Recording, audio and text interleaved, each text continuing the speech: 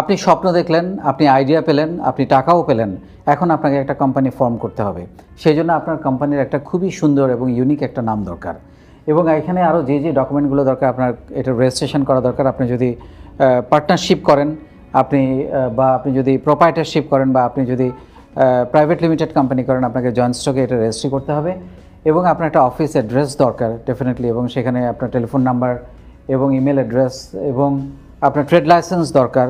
আপনার বাড়ি ভাড়া চুক্তি, আপনি যদি ভাড়াই করে থাকেন, আপনার বাড়ি ভাড়া চুক্তি লাগবে ট্রেড লাইসেন্স করতে। আপনার ভ্যাট দরকার, টিআইএন দরকার, এবং আপনি যদি ইম্পোর্ট করেন আপনার আইআরসি দরকার। আপনার একটা ওয়েবসাইট দরকার, আপনার ইউটিউব দরকার, এবং আপনি একটা ফেসবুক অ্যাকাউন্টও করতে হবে এটার জন্যে, এবং আপনার ফাইনালি একটা অফিস সেট আপ করতে হবে। এখন যেটা হয় সেটা হচ্ছে যে আমাদের সবচেয়ে বড় যে কাজটা হয়ে যায় সেটা হচ্ছে যে আপনি সব কিছু করার পরে বিজনেসটা রান করা কিন্তু খুব কঠিন একটা কাজ, এবং এইখানেই অনেকে ফেল করে। সব কিছু করার পর, একটা অফিস টফিস সেট আপ করার পর কিছুদিন পরে দেখা যায় বিজনেসটা রান করতে পারে না। এটার প্রধানতম কারণ হচ্ছে আপনাকে এই বিজনেস রান করতে গিয়ে কি ঝামেলাগুলো, সেইটা আপনাকে সহ্য করতে হবে। আপনি আকাশে উঠতে চাইবেন অথচ কিছু টার্বুলেন্স নেবেন না, তখন আপনি তো বিজনেসটা করতে পারবেন না। সো সিট বেল্টটা খুব শক্ত করে বাঁধতে হবে। এবং সেই জন্য যেটা দরকার সেটা হচ্ছে যে একটা বিজনেস করতে গিয়ে আমাদের যেই যে সমস্যাগুলোতে আমরা পড়ি, সেই সমস্যাগুলোতে যদি আমরা না পড়ি এবং এগুলো যদি আমাদের মাথায় থাকে, তাহলে আপনি কিন্তু সেই প্রবলেমে পড়বেন না। যেমন আমরা কয়েকটা এক্সাম্পল দিতে পারি। ওয়ার্কিং ক্যাপিটাল, আপনারা জানেন ওয়ার্কিং ক্যাপিটাল হচ্ছে আপনি বিজনেসের জন্য যে মূলধনটা জোগাড় করলেন এবং রেভিনিউ আসার পর্যন্ত যে কয় মাস আপনার বিজনেসটা রান করতে হয়, যে খরচটা চালাতে হয়, সেই খরচটার টাকা অনেক সময় থাকে না।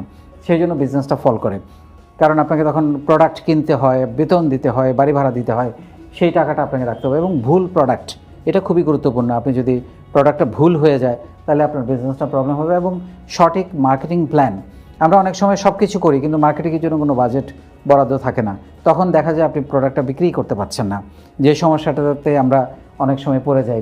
টিমওয়ার্কটা খুবই গুরুত্বপূর্ণ। টিমওয়ার্ক যদি প্রপার না হয়, আপনি যদি রাইট পিপল রাইট প্লেসে আপনি যদি বসাতে না পারেন, তাহলে আপনার কোম্পানি খুব ভালো কাজ করবে না। এবং দুর্বল ম্যানেজমেন্ট, অনেক সময় পার্টনারশিপে নিজেদের মধ্যে বোঝাপড়ার অভাবের কারণে এই কোম্পানিটা সাফার করে, এটা দূর করতে হবে। আরেকটা হচ্ছে যে অতিরিক্ত মুনাফা করার প্রবণতা, সেটা হচ্ছে এইটা দূর করতে হবে। আপনি যদি চিন্তা করেন ওয়ান টাইম বিজনেস করবেন, আপনি কখনও অনেক লম্বা সময় 50 বছর 100 বছরের জন্য বিজনেস দাঁড় করাতে পারবেন না। এটা খুবই গুরুত্বপূর্ণ, এটা মাথায় রেখে আমাদের কাজ করতে হবে। অ্যান্ড ফাইনালি যেটা বলার চেষ্টা করবো সেটা হচ্ছে ডোন্ট গিভ আপ। কোনো অবস্থাতে হাল ছেড়ে দেওয়া যাবে না। আপনি পারছেন না, আবার ট্রাই করতে হবে। ওইটা পারছেন না, অন্য একটা কিছু ট্রাই করতে হবে, কিন্তু লেগে থাকতে হবে। এবং এই লেগে থাকার কোনোই বিকল্প নাই। আর আমি যেটা বলার চেষ্টা করব, সফলতা মানে, বিজনেসের সফলতা মানে টাকা পয়সা বাড়ি গাড়ি, এটা না। বিজনেসের সফলতা মানে হচ্ছে সুশিক্ষা, সুস্বাস্থ্য, সুখ ও সম্পদ। এইটা মাথায় রাখতে হবে, কারণ এই চারটার একটাও যদি ইনকমপ্লিট থাকে, আপনি সফল বা আপনি সার্থক এটা কখনোই বলা যাবে না। সো এই চারটাকে মাথায় রেখে আপনি যদি এগোতে পারেন, আর ফাইনালি একটা বিজনেসম্যান এর চেয়ে বড় দেশ সেবা আর কিছু হতে পারে না। আপনি অনেকগুলো পরিবারের মুখে হাসি ফোটাচ্ছেন, আপনি সরকারকে ভ্যাট দিচ্ছেন, ট্যাক্স দিচ্ছেন, তাদের উন্নয়নে আপনি অংশীদার হচ্ছেন, আপনার নিজের জীবন মান পরিবর্তন হচ্ছে, তাদের জীবন মান পরিবর্তন হচ্ছে। অ্যান্ড ফাইনালি যেটা বলবো সেটা হচ্ছে যে স্বপ্ন দেখুন, সাহস করুন, শুরু করুন, লেগে থাকুন, সাফল্য আসবেই। আপনার এগিয়ে যাওয়া আপনিও থামাতে পারবেন না। ধন্যবাদ।